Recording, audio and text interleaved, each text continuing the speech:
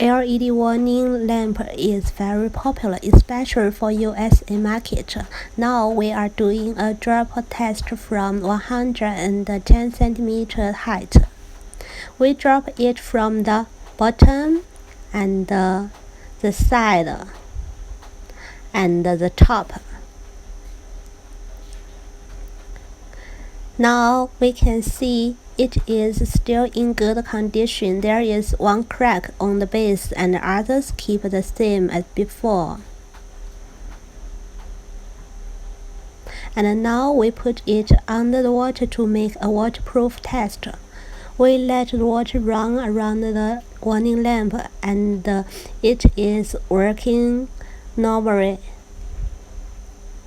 So it is waterproof. Thanks for watching. Bye bye.